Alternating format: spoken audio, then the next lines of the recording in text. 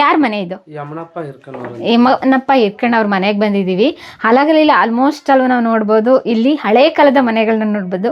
ಅದೇ ಕಲ್ಲು, ಚಾಪ್ಟಿ ಕಲ್ಲು ಹಾಕಿರೋದು, ಮೇಲೇನು ಕೂಡ ಕಲ್ಲು, ಮತ್ತು ಹಟ್ಟ ಎಲ್ಲ ನೋಡ್ಬೋದು ನೀವು. ಹೇಗಿದೆ ಅಂತ ಹೇಳಿ, ಉತ್ತರ ಕರ್ನಾಟಕದ ಮನೆ ಯಾವ ರೀತಿ ಇರುತ್ತೆ ಆ ರೀತಿಯಾಗಿ ಇವಾಗ ಎಲ್ಲಿ ನೋಡ್ತೀವಿ ಬೀಸೋ ಕಲ್ಲು ಮಂತು ಎಲ್ಲನೂ ಕೂಡ ಇಲ್ಲಿ ನೋಡಿ ಬೀಸೋ ಕಲ್ಲಿದೆ. ಇವಾಗಲೂ ಉಪಯೋಗಿಸ್ತಾರೆ ಅಂದ್ಕೊಳ್ತೀನಿ, ಯಾಕೆಂದರೆ ಹಂಗೆ ಇದೆ. ಮತ್ತು ಇಲ್ಲಿ ಪೆಟ್ಟಿಗೆಯಲ್ಲಿ ಎಷ್ಟು ದುಡ್ಡು ಇಟ್ಟಿದ್ದಾರೆ ಅಂತ ಇವ್ರನ್ನ ಕೇಳೋಕೆ. ಎಷ್ಟು ಇಟ್ಟಿದ್ದೀರಿ? ಬನ್ನಿ ಅಡಿಗೆ ಮನೆ ನೋಡೋಣ. ಹಾಗಾದ್ರೆ ನೀವು ಬರ್ರಿ, ತೋರಿಸ್ರಿ. ನೋಡ್ರಿ ಇವ್ರ ಮನೆಗೆ ನಾನು ಹೆಂಗ್ ಹೋಗ್ರಿ ಇವ್ರು ಬರದಲ್ಲಿ. ವಾವ್, ಅಡಿಗೆ ಮಾಡ್ತೀರಾ ಇಲ್ವಾ? ಇಲ್ಲಿ ತಣ ಅಂತ ಇಟ್ಕೊಂಡಿದ್ದೀರಲ್ರಿ ಅಡಿಗೆ ಮನೇನ. ಓಕೆ, ಎಲ್ಲಿ ಕತ್ತಿ ಇದೆ ಅಂತ ಹೇಳಿದ್ರಲ್ಲ, ತೋರಿಸ್ತೀರಾ? ಓಕೆ, ನಿತ್ಯ ಪೂಜೆ ಮಾಡ್ತೀರಾ ನೀವು? ಓಕೆ, ಮುಟ್ಬೋದಾ? ಹಿಡ್ಕೊರೆ.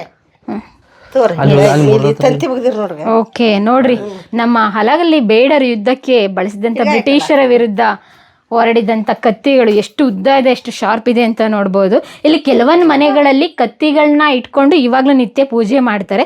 ಯಾಕೆ ಅಂತ ಹೇಳಿದರೆ, ನಮ್ಮ ಪೂರ್ವಜರು ಇದರಿಂದ ಹೋರಾಡಿ ವೀರಮರಣ ಹೊಂದಿದ್ದರು.